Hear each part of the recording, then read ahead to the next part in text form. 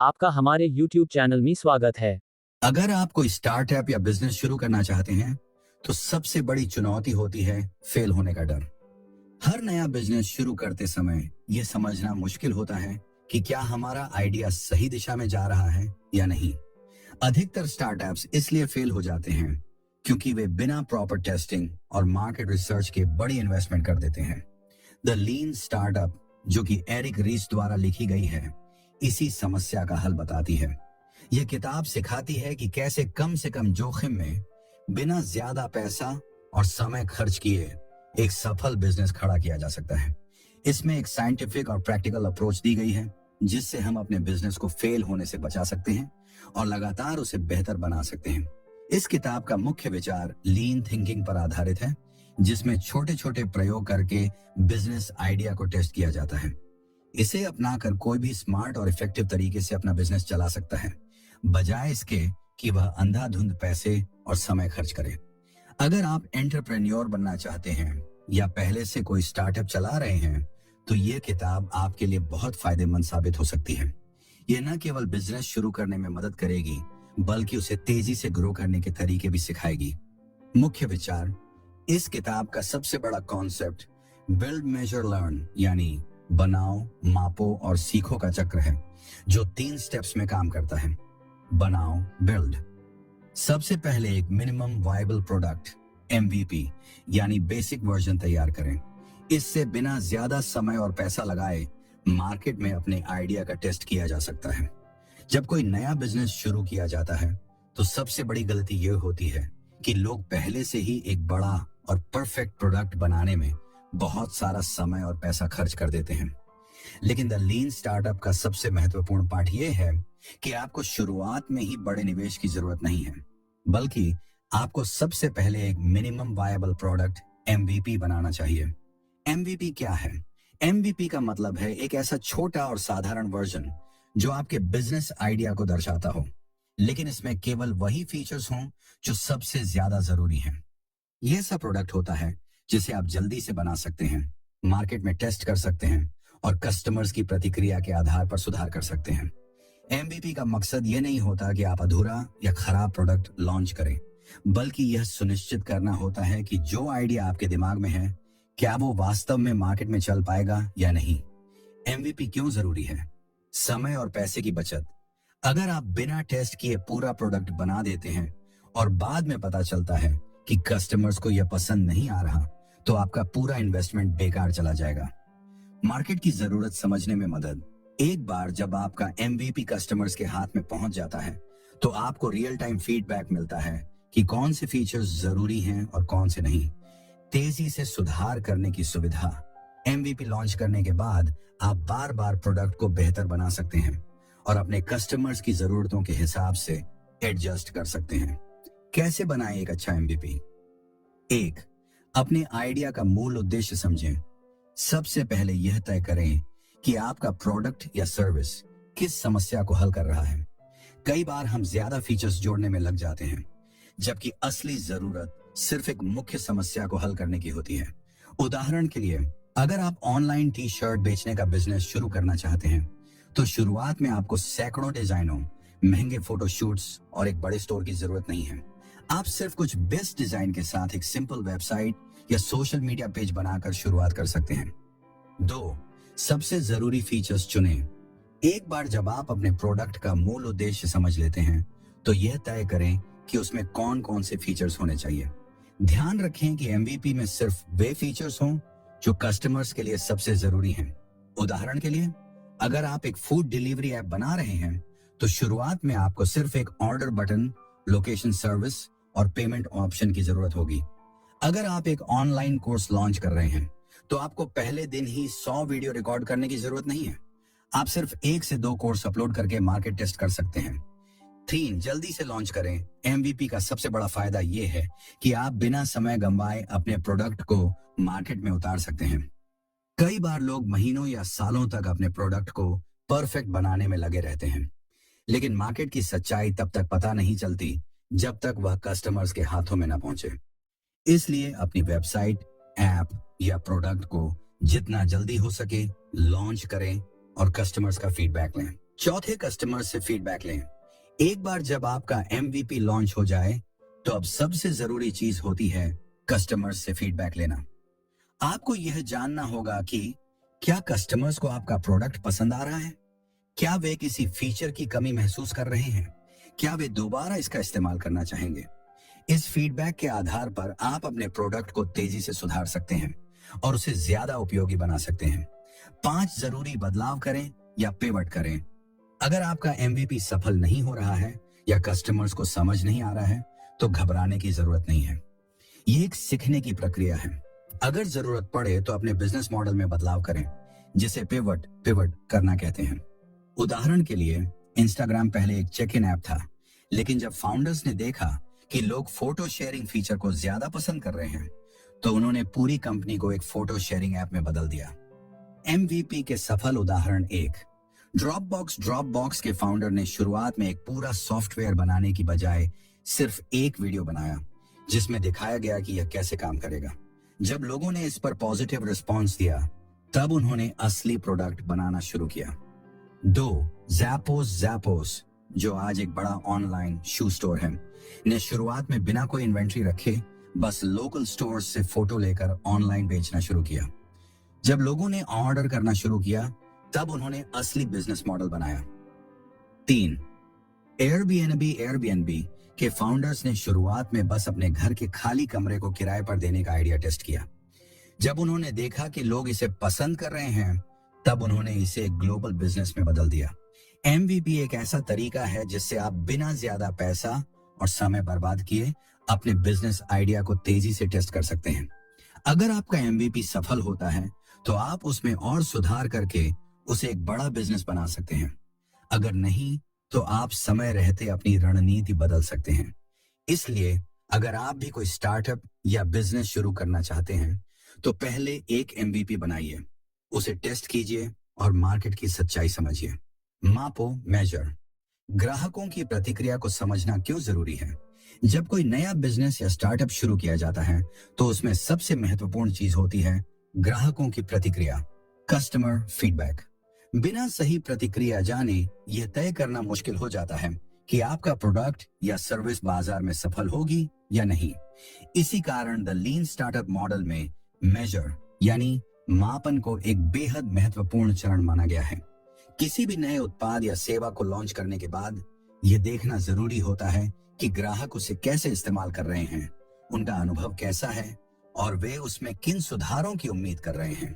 अगर इस प्रक्रिया को ठीक से नहीं अपनाया गया तो बिजनेस का फेल होना लगभग तय है। ग्राहकों की प्रतिक्रिया को कैसे समझें? ग्राहकों की प्रतिक्रिया को समझने के लिए कई तरीके अपनाए जा सकते हैं। इनमें से कुछ प्रमुख तरीके नीचे दिए गए हैं। 1, ग्राहकों के व्यवहार का विश्लेषण करें, एनालाइज कस्टमर बिहेवियर। केवल यह जानना कि लोग आपके प्रोडक्ट, क्या ग्राहक बार बार आपके प्रोडक्ट का उपयोग कर रहे हैं, क्या वे किसी विशेष फीचर को ज्यादा पसंद कर रहे हैं, क्या वे कुछ चीजों से असंतुष्ट हैं और बार बार किसी समस्या का सामना कर रहे हैं, क्या वे किसी विशेष बिंदु पर प्रोडक्ट को छोड़ रहे हैं। अगर ग्राहक किसी स्टेज पर आकर इंटरेस्ट खो देते हैं तो इसका मतलब ये हो सकता है कि या तो प्रोडक्ट जटिल है या उनकी जरूरतों को पूरा नहीं कर रहा है। 2, डेटा और एनालिटिक्स का उपयोग करें, यूज डेटा एंड एनालिटिक्स। आज के डिजिटल युग में डेटा ही सबसे बड़ा हथियार है। कई कंपनियां अपने ग्राहकों के व्यवहार को ट्रैक करने के लिए गूगल एनालिटिक्स, हॉटजार, मिक्सपैनल जैसे टूल्स का उपयोग करती हैं। अगर आप एक ऑनलाइन बिजनेस चला रहे हैं तो आप देख सकते हैं कि कौन से पेज या सेक्शन ग्राहक ज्यादा समय तक देख रहे हैं, कहां पर ग्राहक ज्यादा क्लिक कर रहे हैं, कितने ग्राहक पहले विजिट के बाद दोबारा लौटते हैं। इन सभी चीजों का विश्लेषण करके आप यह समझ सकते हैं कि ग्राहक वास्तव में आपके प्रोडक्ट के बारे में क्या सोच रहे हैं। तीसरा, ग्राहक सर्वे और फीडबैक फॉर्म का उपयोग करें, use surveys and feedback forms. कभी कभी सबसे सरल तरीका ही सबसे अधिक प्रभावी होता है। अगर आप सीधे अपने ग्राहकों से पूछें कि उन्हें प्रोडक्ट के बारे में क्या पसंद आया और क्या नहीं, तो आपको बेहद उपयोगी जानकारी मिल सकती है। सर्वे में आप निम्नलिखित सवाल पूछ सकते हैं। आपको हमारे प्रोडक्ट में सबसे अच्छा क्या लगा? क्या ऐसा कुछ है जिसे हम सुधार सकते हैं? क्या आप इस प्रोडक्ट को दूसरों को सुझाएंगे? अगर आप इसमें एक चीज बदल सकते तो वह क्या होती? इस तरह के सवालों से आपको ग्राहकों की ईमानदार राय मिलेगी और आपको पता चलेगा कि क्या सुधार किए जाने चाहिए। 4. सोशल मीडिया और ऑनलाइन रिव्यू का विश्लेषण करें। Analyse social media and online reviews. आजकल ग्राहक अपने अनुभवों को सोशल मीडिया पर साझा करने में पीछे नहीं हटते। चाहे वह अच्छा हो या बुरा, ग्राहक फेसबुक, ट्विटर, इंस्टाग्राम और अन्य प्लेटफॉर्म पर अपने विचार रखते हैं। अगर आपका प्रोडक्ट अच्छा प्रदर्शन कर रहा है तो लोग इसकी तारीफ करेंगे, लेकिन अगर उसमें कोई कमी है तो ग्राहक निश्चित रूप से उसकी आलोचना भी करेंगे। Amazon, Flipkart, Google reviews, trust pilot जैसी साइटों पर भी ग्राहक अपनी राय देते हैं। इनका गहराई से अध्ययन करके आप समझ सकते हैं कि लोग किस चीज से खुश या असंतुष्ट हैं। 5. A/B टेस्टिंग का प्रयोग करें। Use A/B testing. अगर आपको यह समझना है कि कौन सा वर्जन ज्यादा अच्छा काम कर रहा है तो A/B टेस्टिंग एक बेहतरीन तरीका है। इसमें आप 2 अलग अलग वर्जन तैयार करते हैं और उन्हें अलग अलग ग्राहकों को दिखाते हैं। उदाहरण के लिए, अगर आप एक वेबसाइट चला रहे हैं और आपको यह नहीं पता कि लाल रंग का बटन ज्यादा प्रभावी होगा या हरे रंग का, तो आप आधे ग्राहकों को लाल बटन दिखा सकते हैं और आधे ग्राहकों को हरा बटन। फिर यह देख सकते हैं कि कौन सा बटन ज्यादा क्लिक हो रहा है। इस तरह के प्रयोगों से आप तथ्यों, डेटा के आधार पर निर्णय ले सकते हैं और अपने प्रोडक्ट को बेहतर बना सकते हैं। क्या लोग इसे पसंद कर रहे हैं? इसे कैसे परखें? कई बार ग्राहक आपको सीधे नहीं बताते कि वे आपके प्रोडक्ट को पसंद कर रहे हैं या नहीं। इसीलिए आपको कुछ महत्वपूर्ण संकेतों पर ध्यान देना होगा। ग्राहकों की वापसी दर, कस्टमर रिटेंशन रेट। क्या ग्राहक बार बार आपका प्रोडक्ट इस्तेमाल कर रहे हैं या वे एक बार आकर वापस नहीं लौट रहे? Net promoter score, NPS, net promoter score. अगर आपके ग्राहक आपके प्रोडक्ट को दूसरों को सुझा रहे हैं तो इसका मतलब है कि वे इसे पसंद कर रहे हैं। Word of mouth, word of mouth. अगर आपके प्रोडक्ट की चर्चा बिना किसी एडवर्टाइजमेंट के हो रही है तो यह एक अच्छा संकेत है। नकारात्मक फीडबैक। अगर ग्राहक बार बार एक ही समस्या की शिकायत कर रहे हैं तो इसका मतलब है कि उसमें सुधार की जरूरत है। क्या इसमें कोई सुधार की जरूरत है? किसी भी प्रोडक्ट या सेवा को बेहतर बनाने का सबसे अच्छा तरीका है कि आप ग्राहकों की समस्याओं को हल करें। इसके लिए कुछ तरीके अपनाए जा सकते हैं। कस्टमर सपोर्ट से मिली शिकायतों का विश्लेषण करें। नए फीचर्स जोड़ें जो ग्राहक मांग रहे हैं। कम उपयोग होने वाले फीचर्स को हटाएं या उनमें सुधार करें। यूजर इंटरफेस और डिजाइन को सरल और प्रभावी बनाएं। निष्कर्ष, मापन यानी मापन लीन स्टार्टअप मॉडल का एक बेहद जरूरी हिस्सा है। अगर आप यह नहीं समझेंगे कि ग्राहक आपके प्रोडक्ट को कैसे उपयोग कर रहे हैं और वे उससे कितना संतुष्ट हैं, तो आप बेवजह अपना समय और पैसा खराब कर सकते हैं। इसीलिए ग्राहकों की हर प्रतिक्रिया पर ध्यान दें, उनकी जरूरतों को समझें और लगातार अपने प्रोडक्ट को बेहतर बनाते रहें। यही सफलता की कुंजी है। सीखो, लर्न, फीडबैक के आधार पर सुधार करें या जरूरत पड़े तो दिशा बदलें, पिवट करें। किसी भी बिजनेस या स्टार्टअप के लिए सबसे जरूरी चीज होती है सीखना। अगर आप सही तरीके से कस्टमर फीडबैक का विश्लेषण नहीं करते हैं तो आपका बिजनेस लंबे समय तक नहीं टिक पाएगा। द लीन स्टार्टअप में एरिक रीज इस पर खास जोर देते हैं कि हमें अपने स्टार्टअप को एक प्रयोगशाला की तरह चलाना चाहिए, जहां हर नए कदम को डेटा और कस्टमर रिएक्शन के आधार पर जांचा जाए। जब हम किसी प्रोडक्ट या सेवा को लॉन्च करते हैं तो हमें लगता है कि हम पहले से ही जानते हैं कि कस्टमर्स क्या चाहते हैं, लेकिन असलियत में कस्टमर की जरूरतें और प्राथमिकताएं अलग हो सकती हैं। इसलिए जो भी फीडबैक मिले उसे ध्यान से समझना बहुत जरूरी होता है। फीडबैक सिर्फ ये नहीं बताता कि आपका प्रोडक्ट अच्छा है या बुरा, बल्कि यह भी बताता है कि इसमें क्या सुधार किए जा सकते हैं या फिर आपको अपनी रणनीति पूरी तरह बदलनी चाहिए। फीडबैक को सही तरीके से समझें और अपनाएं। जब ग्राहक आपके प्रोडक्ट को इस्तेमाल करते हैं तो वे कई बार अप्रत्यक्ष रूप से बताते हैं कि उन्हें क्या पसंद आ रहा है और क्या नहीं। कई बार वे सीधे शिकायतें भी कर सकते हैं या फिर सुझाव दे सकते हैं। इन सभी प्रतिक्रियाओं को 3 कैटेगरी में रखा जा सकता है। सकारात्मक फीडबैक।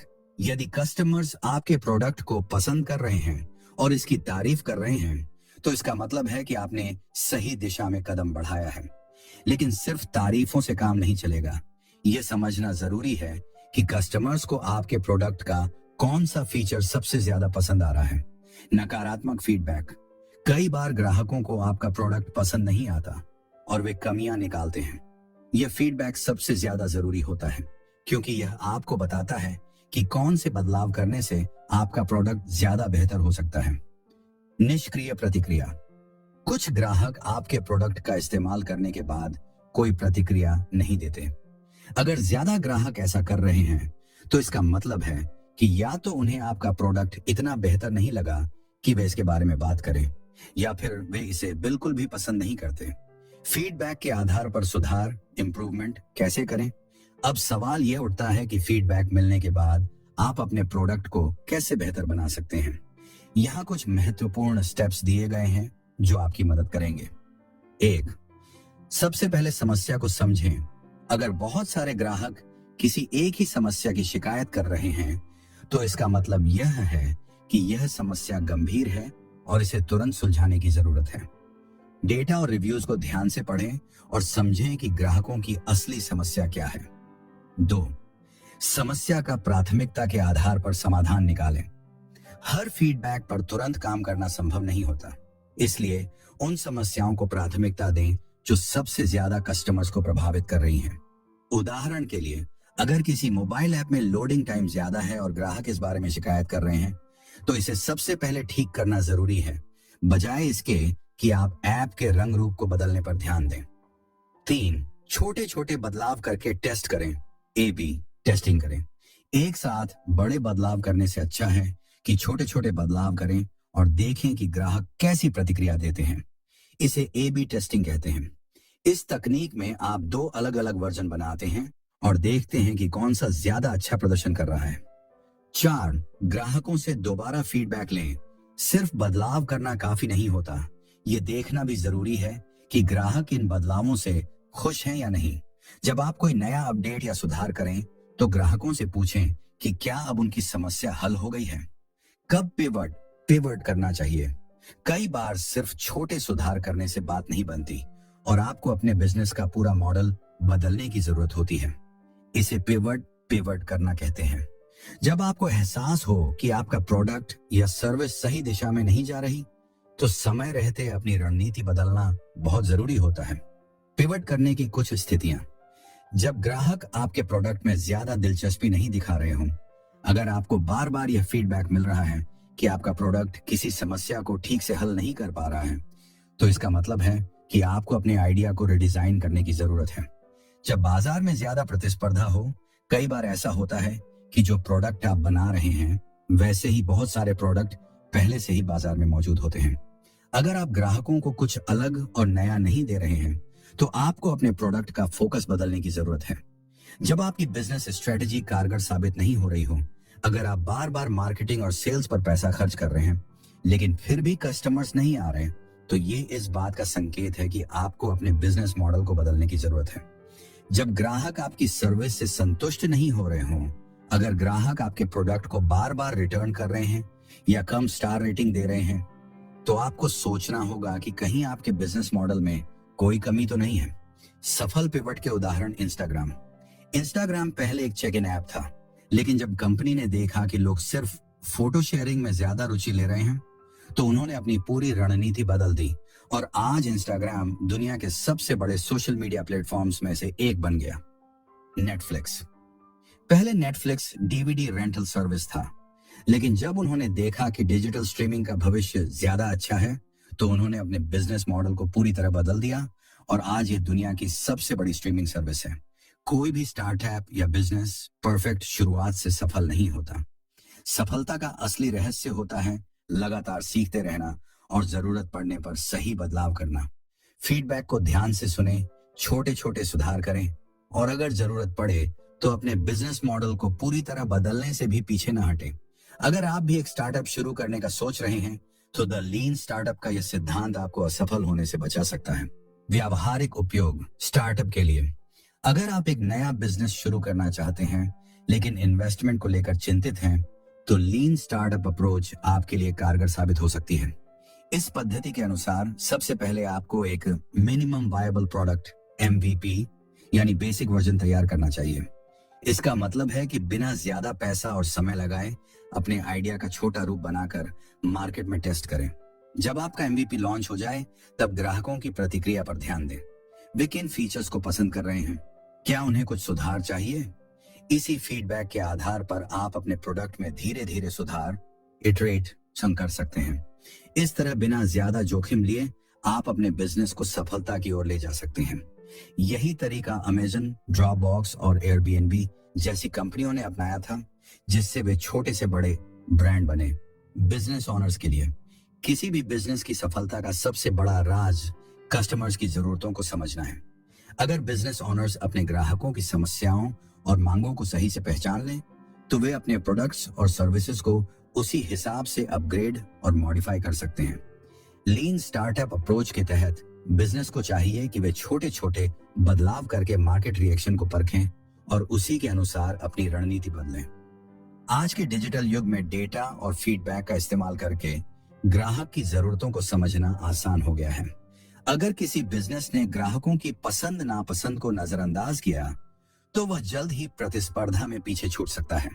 इसीलिए लगातार कस्टमर फीडबैक लेना और उसके अनुसार फास्ट डिसीजन लेना ही बिजनेस को आगे बढ़ाने का सबसे अच्छा तरीका है। अगर आप कोई नया स्किल सीख रहे हैं, जैसे कि coding, video editing, public speaking या कोई नई भाषा, तो लीन स्टार्टअप अप्रोच आपके लिए फायदेमंद हो सकती है। सबसे पहले पूरे स्किल को एक बार में परफेक्ट बनाने की कोशिश करने के बजाय एक छोटा स्टेप लें, जैसे शुरुआती बेसिक्स सीखें और उसे तुरंत प्रैक्टिकली अप्लाई करें। फिर देखें कि आपको क्या दिक्कत आ रही है, कहां सुधार की जरूरत है, और उसके आधार पर सीखने का तरीका एडजस्ट करें। इसी तरह अगर आप किसी प्रोजेक्ट पर काम कर रहे हैं, चाहे वो ब्लॉग लिखना हो, कोई नया बिजनेस आइडिया हो या सोशल मीडिया ग्रोथ, तो छोटे छोटे एक्सपेरिमेंट करें, लोगों की फीडबैक लें और उसके आधार पर अपने काम को इम्प्रूव करें। इससे समय और पैसा बचता है और आप बिना ज्यादा रिस्क लिए बेहतर रिजल्ट्स पा सकते हैं।